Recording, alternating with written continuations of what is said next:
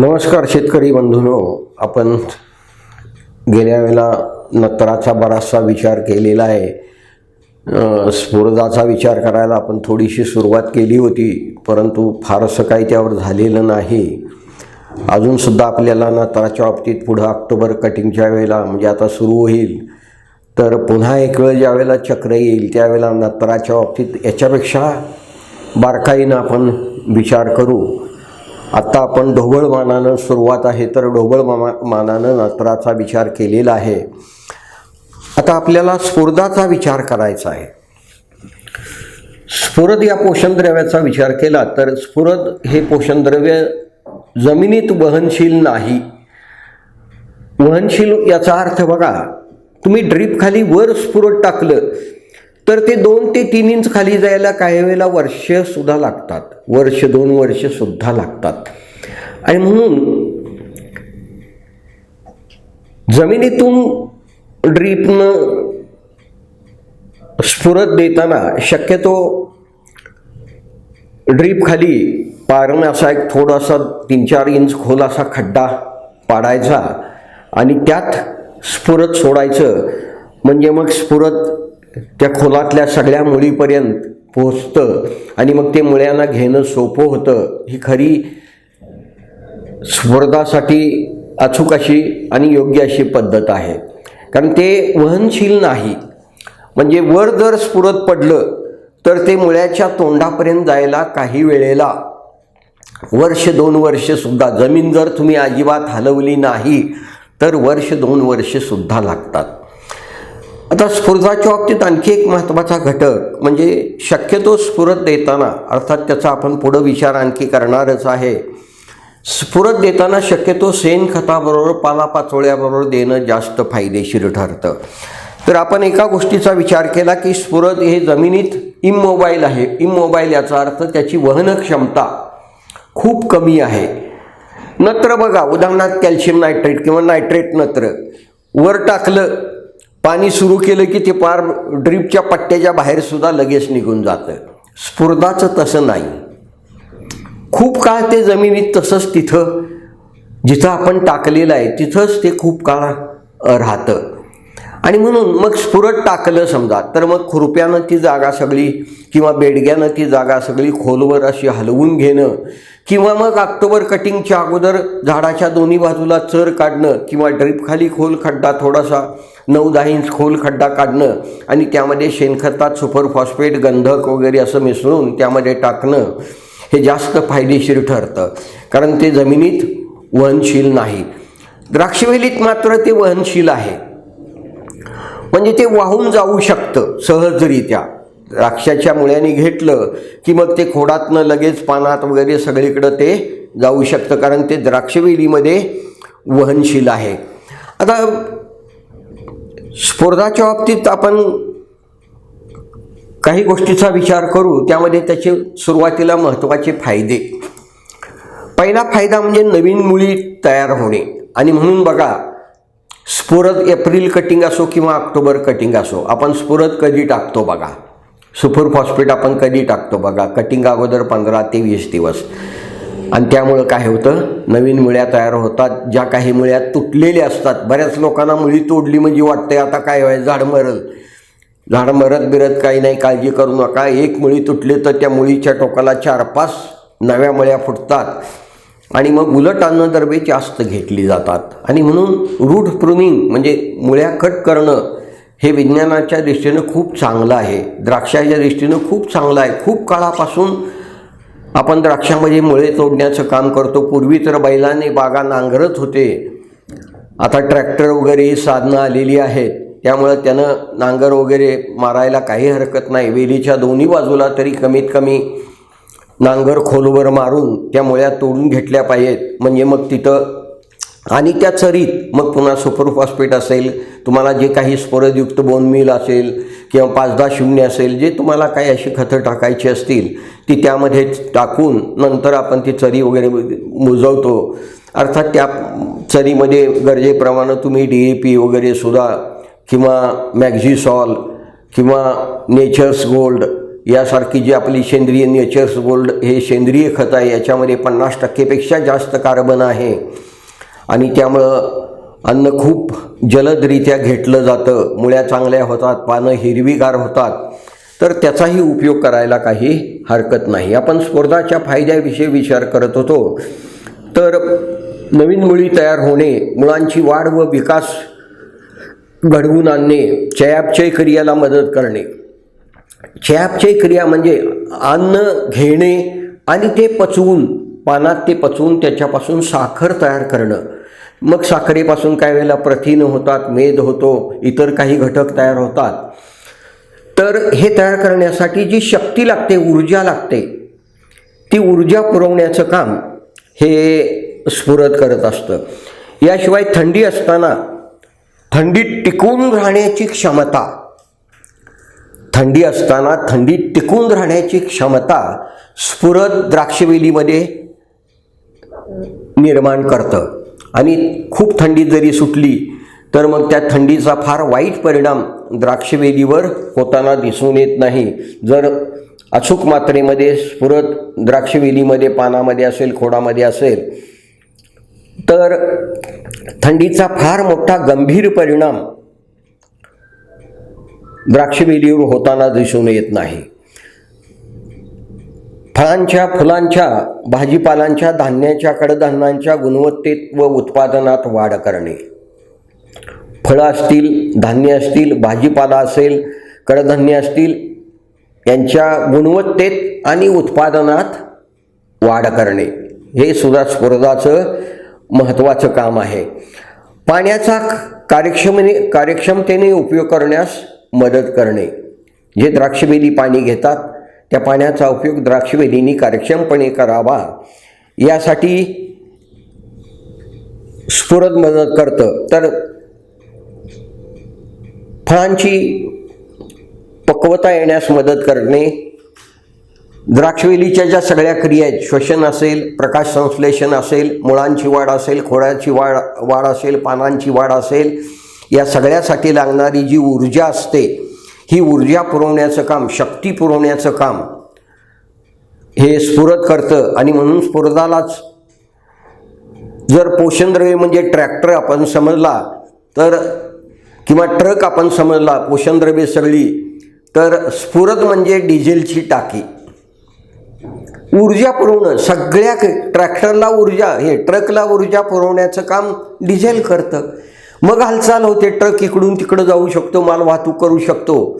पण तिथं डिझेल महत्त्वाचं आहे. तसं वनस्पतीच्या सगळ्या क्रिया करण्यासाठी श्वसन असेल, पचन असेल, अन्नाचं, अन्न वाहून नेणं असेल, मुळांची वाढ असेल, मुळांच्या रोगप्रतिकारक शक्ती निर्माण करणे असेल, फळांची गुणवत्ता वाढवणं असेल, फळांचा आकार वाढवणं असेल, या सगळ्या क्रियेसाठी किंवा ह्या सगळ्या क्रिया होण्यासाठी जी ऊर्जा लागते ती ऊर्जा पुरवण्याचं काम हे स्फुरद करत असतं. याशिवाय काही प्रथिनांच्या निर्मितीमध्ये आणि काही विकरांच्या निर्मितीमध्ये स्फुरद काम करतं. त्यामध्ये महत्त्वाचं म्हणजे ॲडिनोसाइन ट्रायफॉस्फेट आणि रायबोन्यूक्लिक ॲसिड. ॲडिनोसाइन ट्रायफॉस्फेट, रायबोन्यूक्लिक ॲसिड हे जे विकर आहे, हे विकर नत्रापासून प्रथिनं तयार करण्याचं काम करतं. तिथं बोरॉन हा मध्यस्थ म्हणून काम करतो. तर असं काही प्रथिनं तयार करण्यामध्ये मध्यस्थ म्हणून हा खूप मोठं काम करताना आपल्याला दिसून येतो. याशिवाय साखर निर्मिती, चयापचय क्रियेमध्ये सहभाग घेणं, ऊर्जेची साठवण करणं, ऊर्जेचं वहन करणं, अशा अनेक कामामध्ये स्फुरद आपल्याला मदत करताना दिसून येतं. महत्त्वाची गोष्ट द्राक्षाच्या बाबतीत विचार केला तर रोगकिडीपासून बचाव करणं,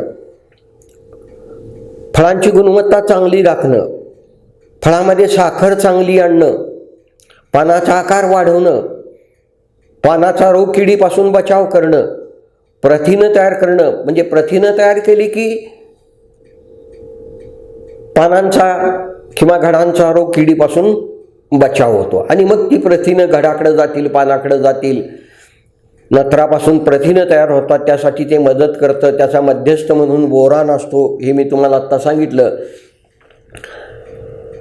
आणि मग ही जी प्रथिनं असतात ती प्रथिनं मुख्यतः झाडाचं रोगापासून संरक्षण करायला मदत करतात किंवा सगळ्याच गोष्टीपासून, रोग किडी असेल, थंड वारा असेल, ऊन वारा असेल, वारा वाहत असेल, फळाचा आकार वाढवायचा असेल, फळाची गुणवत्ता वाढवायची असेल, फळात साखर वाढवायची असेल, ह्या सगळ्यासाठी मुख्यतः स्फुरद ऊर्जा पुरवण्याचं काम करतं किंवा ऊर्जा पुरवून ह्या सगळ्या क्रिया व्यवस्थितपणे घडवून आणण्याचं काम स्फुरद करताना आपल्याला दिसून येतं. मग अशी आपण बघितलं की स्फुरदाचं जमिनीत वहन खूप कमी होतं, परंतु स्फुरद ज्यावेळेला द्राक्षवेलीत जातं त्यावेळेला मात्र त्याचं वहन द्राक्षवेलीमध्ये खूप जलद गतीनं होताना आपल्याला दिसून येतं.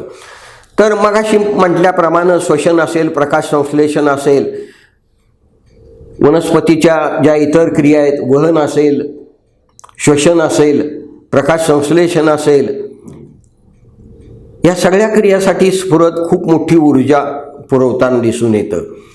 पानं अन्न तयार करतात, ते अन्न पानात साठवून उपयोग नाही, ते अन्न घडाकडं जायला पाहिजे, मुळ्याकडं जायला पाहिजे, खोडाकडं जायला पाहिजे, काडीकडं जायला पाहिजे, पानाकडं जायला पाहिजे. ह्या सगळ्याकडं ते अन्न गेलं तर पानं निरोगी राहतील, काड्या चांगल्या वाढतील, काड्या पक्व लवकर होतील, मुळ्या चांगल्या वाढतील, मुळ्या मग अन्नाचं चांगलं शोषण करतील. तर हे जे काम आहे म्हणजे स्फुरदाचं वहन होणं किंवा अन्नाचं वहन होणं, यासाठी जी ऊर्जा लागते ती ऊर्जा पुरवण्याचं काम, मुख्यतः शक्ती जी लागते ती शक्ती पुरवण्याचं काम मुख्यतः स्फुरद करताना आपल्याला दिसून येतं.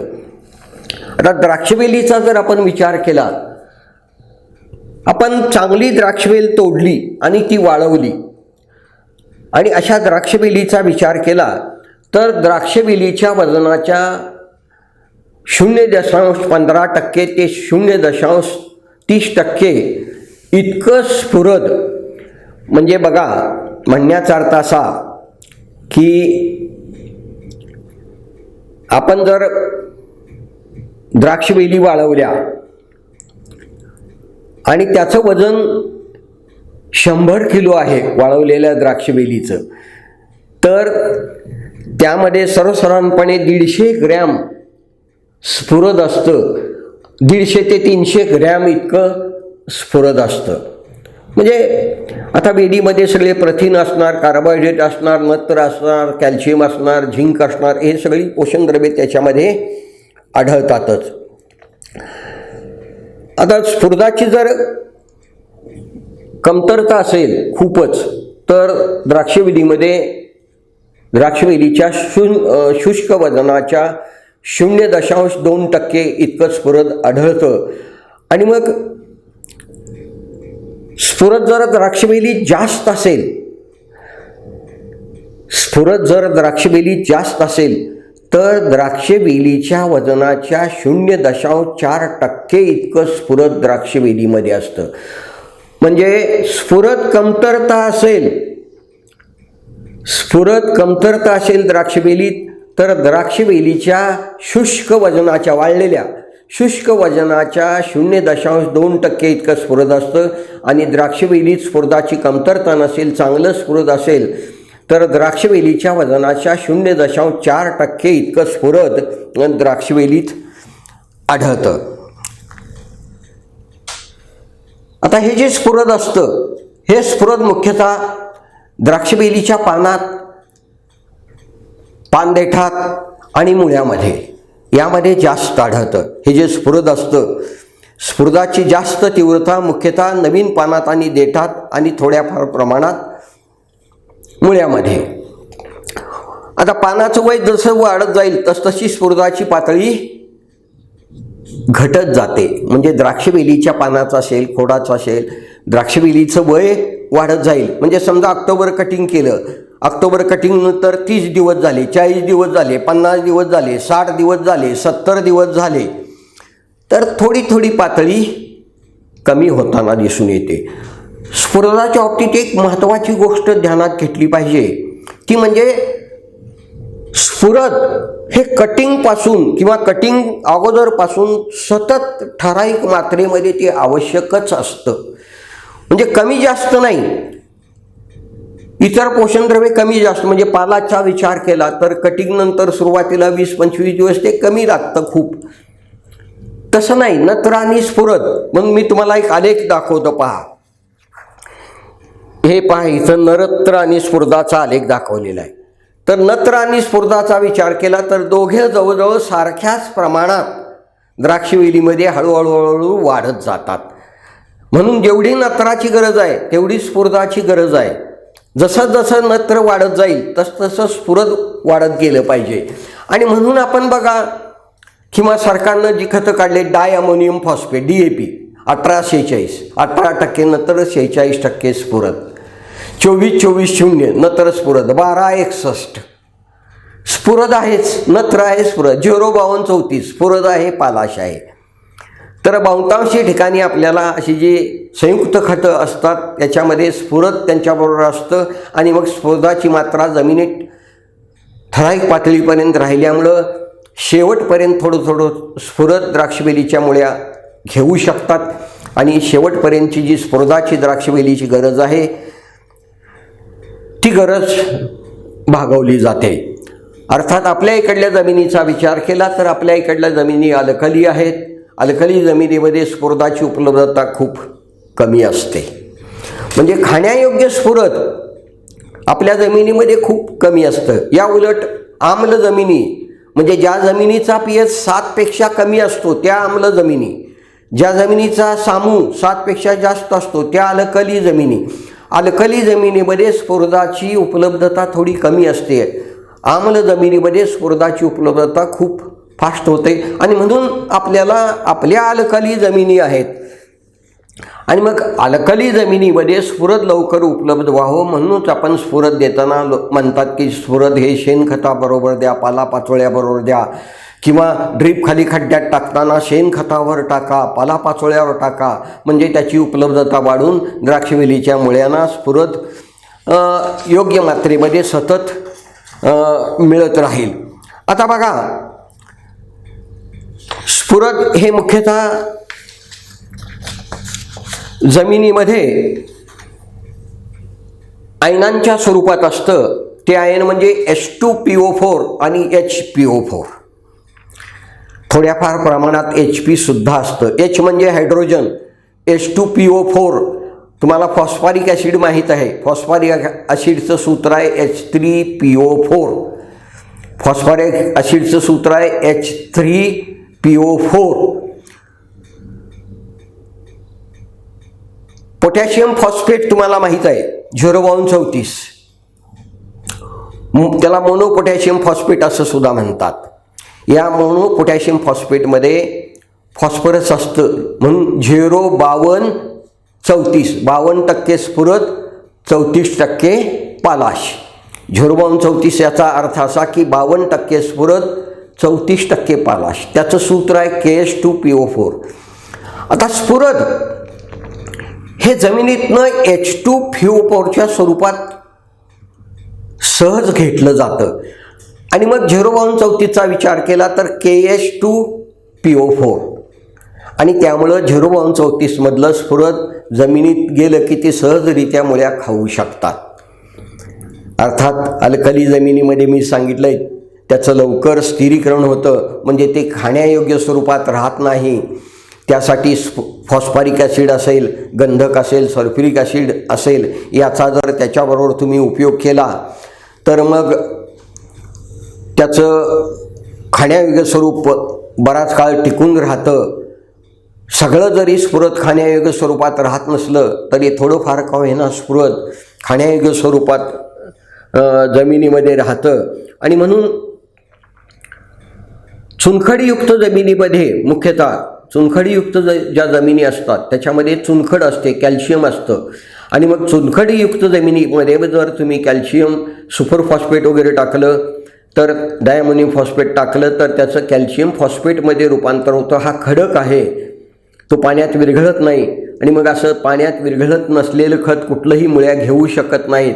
असं कॅल्शियम फॉस्फेट तयार झाल्यामुळं ते फॉस्फरस खाण्यायोग्य राहत नाही. आणि म्हणून फॉस्फरस खाण्यायोग्य राखण्यासाठी आपल्याला स्फुरद देताना मुख्यतः ते शेणखताबरोबर द्या, पालापाचोळ्याबरोबर द्या असं म्हणलं जातं.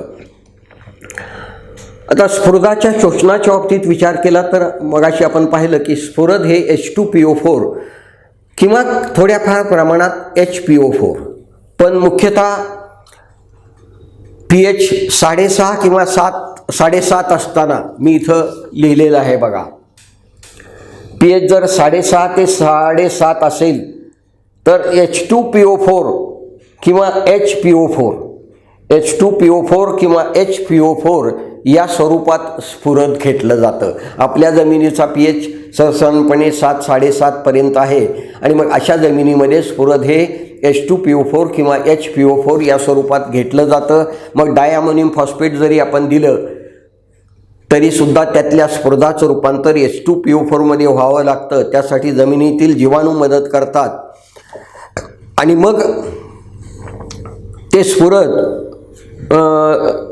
द्राक्षवेलीच्या मुळ्याकडून घेतलं जातं. आपण विचार केला की ज्या जमिनी चुनखडीयुक्त आहेत या चुनखडीयुक्त जमिनीमध्ये स्फुरदाचं कॅल्शियम असतं आणि मग कॅल्शियम बरोबर स्फुरदाची क्रिया घडून कॅल्शियम फॉस्फेट तयार होतं आणि मग असं कॅल्शियम फॉस्फेट तयार झालं की ते पाण्यात विरघळत नाही, त्याचे खडे असतात आणि मग ते खडे पाण्यात विरघळत नाहीत, त्यामुळे ते स्फुरद घेतलं जात नाही आणि म्हणून स्फुरद शक्यतो देताना शेणखत, पालापाचोळा, गंधक, सल्फ्युरिक ॲसिड यांच्याबरोबर दिलं तर ते थोडंफार चांगल्या प्रमाणात त्याचं मुळाकडून शोषण व्हायला मदत होते.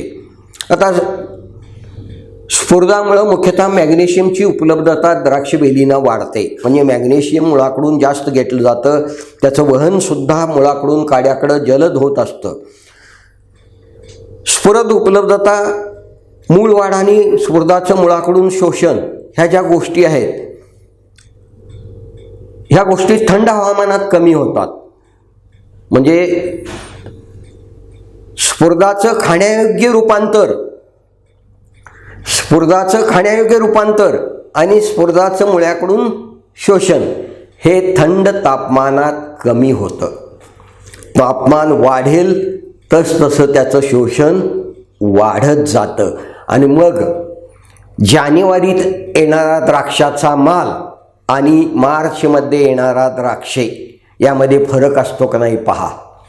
जानेवारीत येणाऱ्या द्राक्षामध्ये साखर कमी असते, गर कमी असतो, हिरवी असतात.